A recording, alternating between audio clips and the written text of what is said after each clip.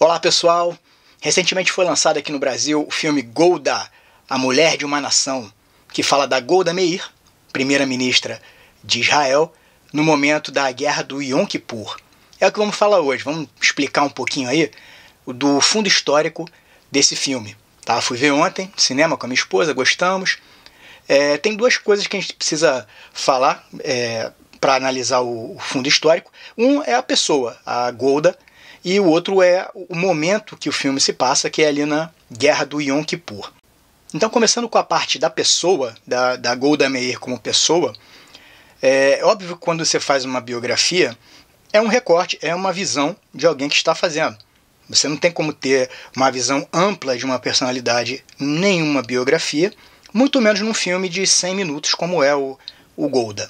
Tá? Então, no filme, é mostrado ela já uma mulher idosa, cansada, doente. Ela tem um câncer que ela lutou aí durante uns 15 anos da vida dela, fazendo o tratamento de câncer em segredo, para não alarmar, né, a população. Tanto que ela faz o tratamento dela dentro de um necrotério. Não sei se isso aconteceu realmente na história ou não, ou se isso é um recurso cinematográfico. Então ela tem que passar pelo necrotério para poder fazer um subterrâneo, sei lá, tem que passar pelo necrotério para fazer esse tratamento dela. Conforme vai passando a guerra do Yom Kippur, vai aumentando a quantidade de corpos que estão nesse necrotério, né? Isso é uma coisa assim bem forte, né? Que marca o filme ali.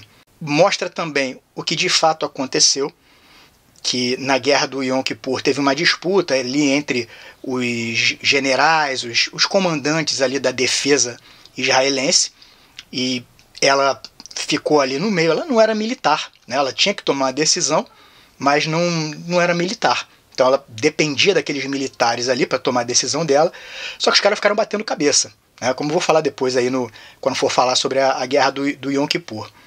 Então essa é a Golda Meir que é mostrada nesse filme.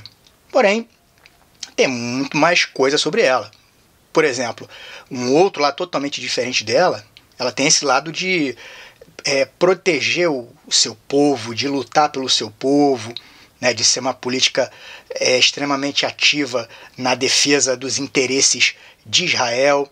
Né? Ela, na negociação de paz com o Egito, ela fala que só vou negociar se o Sadat, né, o presidente do Egito na época, se ele falar claramente que está negociando com Israel, porque até então nenhum Estado árabe em volta considerava Israel, né, não falava Israel, falava entidade sionista.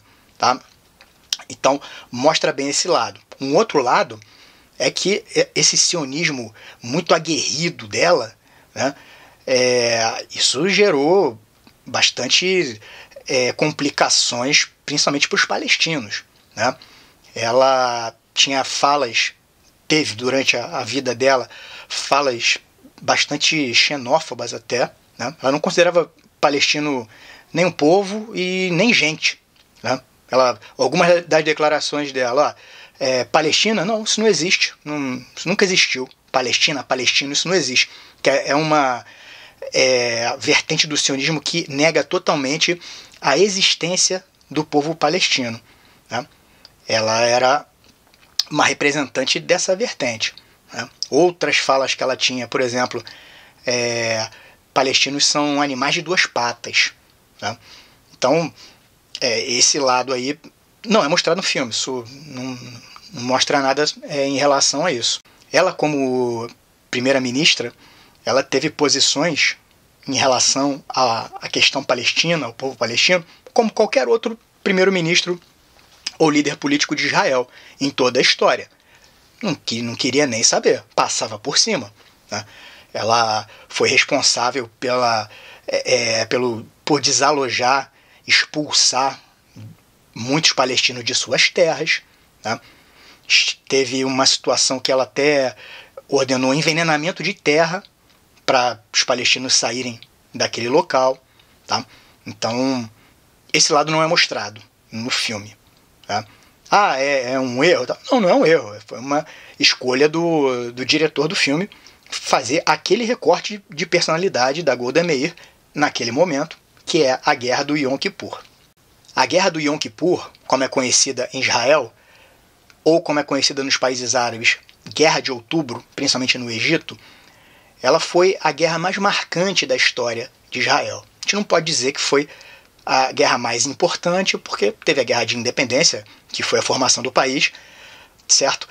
Porém, a Guerra do Yom Kippur, ela foi a mais marcante. Por quê? Por conta das perdas, do trauma que foi, o risco iminente de Israel deixar de existir, de acabar Israel. Foi a guerra que Israel correu o maior risco na sua história.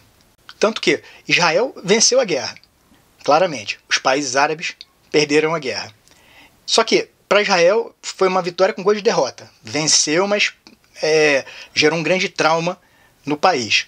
Para o Egito foi o contrário, foi uma derrota, mas como depois nas negociações o país inclusive conseguiu recuperar terras que tinha perdido na Guerra dos seis dias, que nós vamos já falar, é considerado como se fosse uma vitória.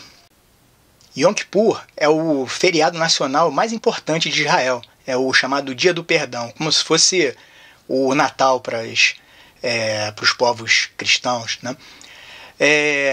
Então a guerra tem esse nome porque foi um ataque surpresa, ou quase surpresa, que aconteceu justamente nesse dia, para pegar desprevenido ali o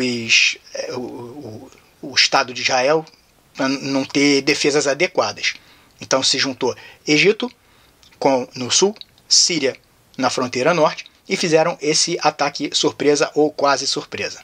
O antecedente da Guerra do Yom Kippur foi a Guerra dos 6 dias, em que Israel derrotou todos os seus adversários vizinhos, como diz o nome, em 6 dias, e teve ganhos territoriais extraordinários, como por exemplo a Península do Sinai, que pertencia ao Egito e foi conquistada por Israel.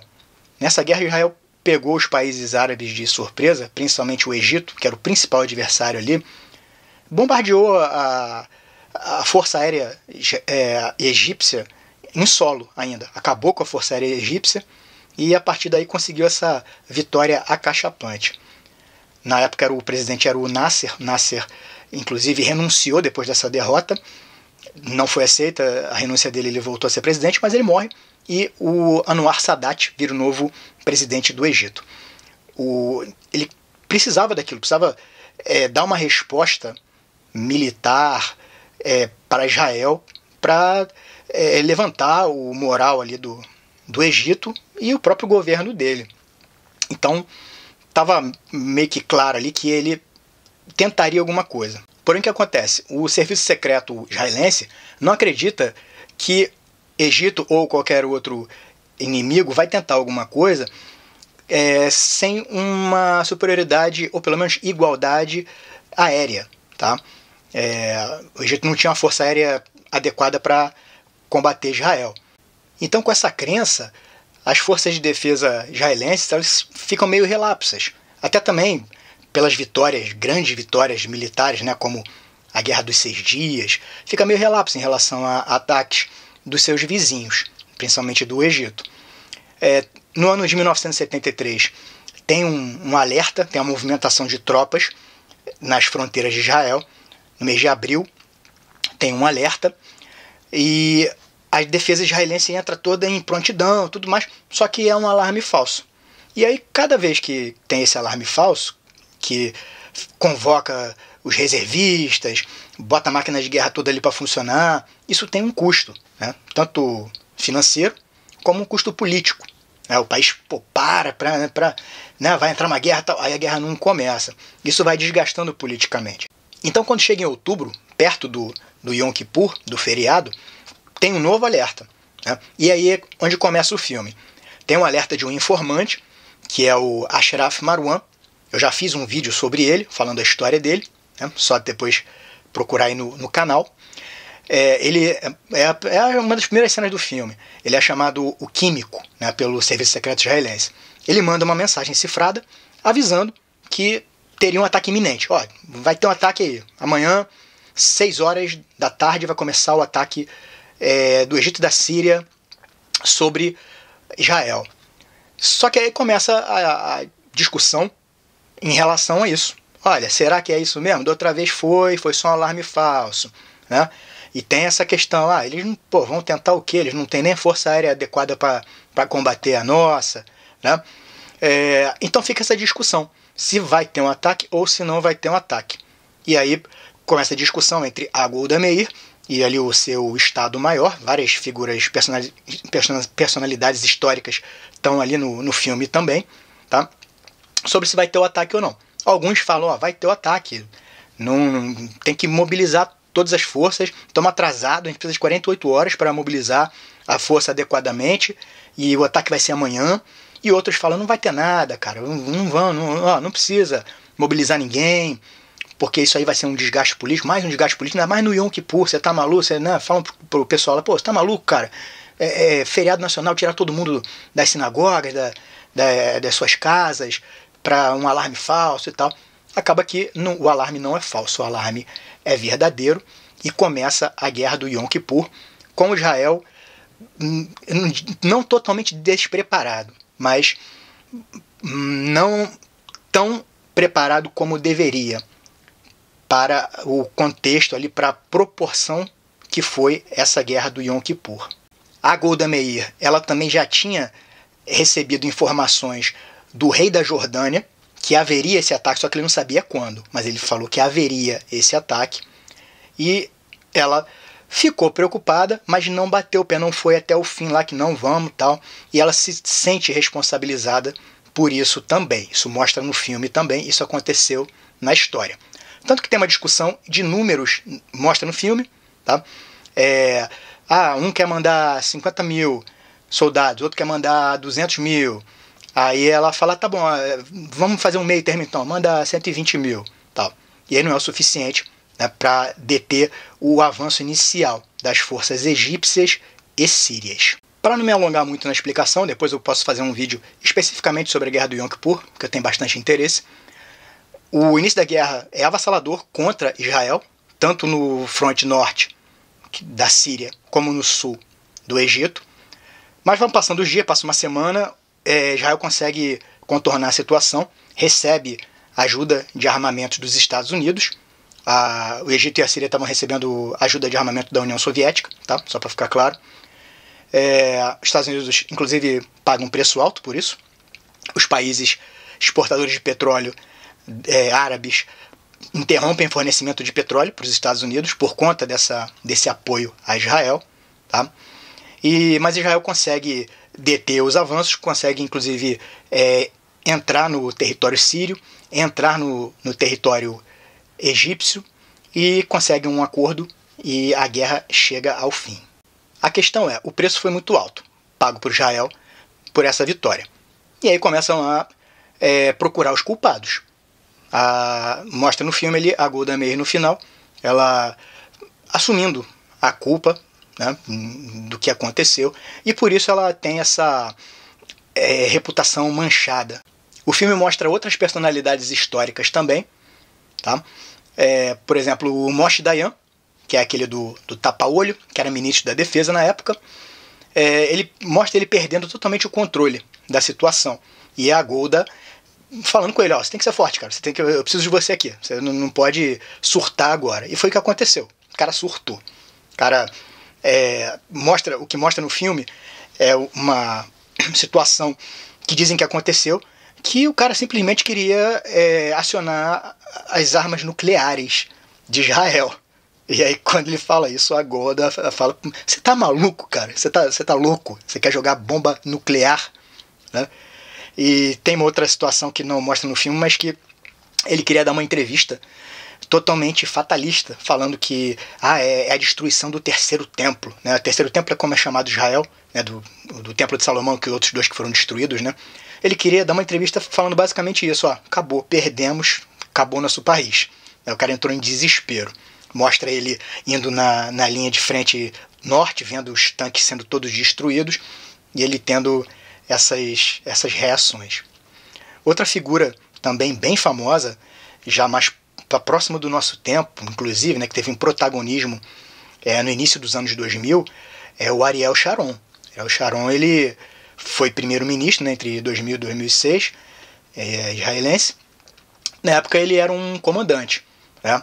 E é daqueles mesmo linha dura, né? Que o cara queria mesmo derrotar, destruir o inimigo e tudo mais, e mostra a ousadia dele, né? Ele com planos para cruzar o canal, coisa assim bem arriscada, né? Estratégia bem arriscada ali, mostra o Ariel Sharon ali com essa personalidade. Outro que aparece bastante é o Henry Kissinger, que era o secretário de defesa dos Estados Unidos na época, né? Mostra ali uma relação bem próxima dele com a Golda, relação inclusive até de amizade mesmo, né? E mostra a posição dos Estados Unidos naquela guerra. O Israel insistindo numa ajuda americana, e os americanos tentando ao máximo não dar essa ajuda para evitar o que acabou acontecendo mesmo, né? Eles terem a oposição ali dos países árabes, tá? A princípio também a Golda consulta o Kissinger sobre um ataque preventivo, quando eles sabem que tipo, amanhã vai ter guerra, tá, então bora atacar logo, tá, vamos fazer, tem os militares ali do círculo ali falando, vamos fazer um ataque preventivo então, já que a gente já sabe que eles vão atacar. E aí o Kissinger fala, não pode porque isso aí vai causar conflito sério com a União Soviética, que a União Soviética estava fornecendo armamento, né? Então poderia considerar uma agressão e uma escalada na Guerra Fria. Então os Estados Unidos impedem Israel desse ataque preventivo, mas depois dão essa ajuda. E o outro lado, dos países árabes, a gente não tem quase nenhuma visão no filme, tá? Mal aparece nem soldados egípcios ou sírios, né? As cenas de guerra, elas são assim, mais assim, disputa de tanque, né? Não aparece as pessoas e nem aparece nenhum governante. O máximo que aparece é no final do filme, aparece o Sadat, é uma cena mesmo histórica, né? Um vídeo histórico, em que o Sadat, depois, nas negociações de paz depois da guerra, se encontra com a Golda Meir e tem uma cena ali de descontração, né, entre os dois, que é até uma coisa meio estranha, né? Em 73 eles botam os jovens para se matar na guerra e depois, 5 anos depois, eles estão ali rindo, se divertindo, dando presente um pro outro e tal. Mas enfim, mostra ali essa visão do Sadat sobre a Golda Meir, né? Até uma piadinha, uma gracinha lá que eles fazem e tal. E essa capacidade da Golda Meir, o carisma dela, essa capacidade de desarmar psicologicamente, né, o outro lado. It must go on, face to face, between us and between you, so that even an old lady like I am will live to see the day. I've always said it. You always call me an old lady, Mr. President. She's not as old as this. We will live to see the day. Whoever signs on the part of Israel, I want to live to see that day of peace between you and us, of peace between all our neighbors and us. And Mr. President, as a grandmother to a grandfather, may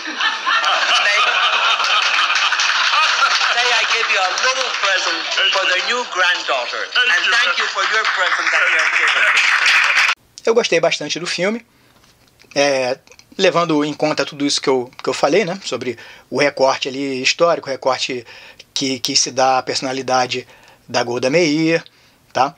E recomendo, com essas dicas aí históricas, acredito que fique mais fácil para pessoas que não têm familiaridade com essa época, com esse recorte histórico, para poder entender melhor o filme.